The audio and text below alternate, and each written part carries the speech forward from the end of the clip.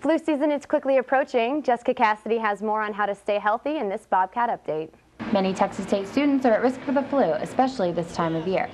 The influenza virus affects up to 20% of the population each year, but can be prevented by getting a vaccine.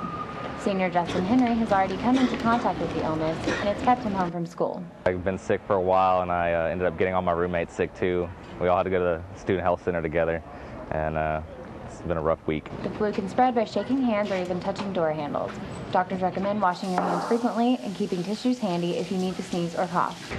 Senior Maggie Moon is afraid that other people in her classes will spread the virus to her. This time of year, the weather, just brings the flu around, and everyone coming into contact with each other during classes, it's kind of it's spreading around everywhere. Students can get the influenza vaccine at the student health center or at a local pharmacy. For Bobcat Update, this is Jessica Cassity.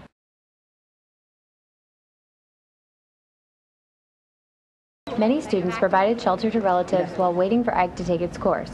Senior Nick Kikowski says his parents' home survived the storm, but his dad's office in downtown Houston wasn't so lucky. And it tore off 90% of the roof, and there was water damage.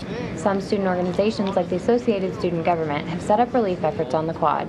The ASG's Crystal Clemens says the hurricane relief tent has been very effective. We've had a lot of support and just people asking how they can help, and it's really been awesome. Some students plan to return to their hometowns this weekend to help their families clean up debris.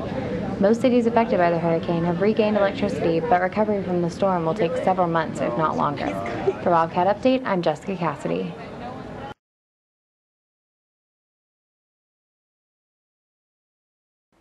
The newly established Center for the Study of Latino Media and Markets opens its doors today in Lampasas Hall at Texas State.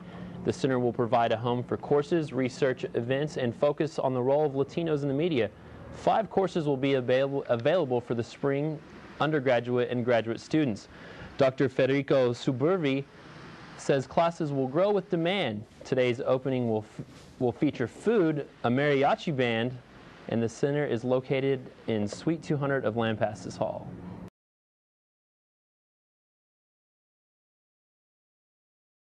San Marcos is going to be home to a new apartment complex a few blocks from campus. Jessica Cassity has more in this Bobcat Update. Students who want to live off campus will have another option soon. A new apartment complex will be constructed where the Balcones apartments are located now. The Balcones apartments will be demolished next spring. Balcones resident Thomas Dean says he doesn't want to move, but understands the need for improvement in the area. I definitely planned on living here through my full contract. It came as kind of a shock because I really enjoy living here. We have a great community.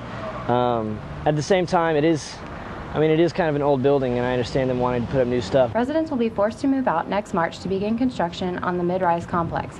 Senior Jessica Swafford is still unsure of where she'll live next spring. I'm waiting until they send us a letter saying we have to get, until we have to move, and then I'm going to try to find a place to live, but it's going to be really difficult if it's in March or April when we have to leave. The new complex is scheduled to open in August of 2010 and will provide much-needed housing for a fast-growing university.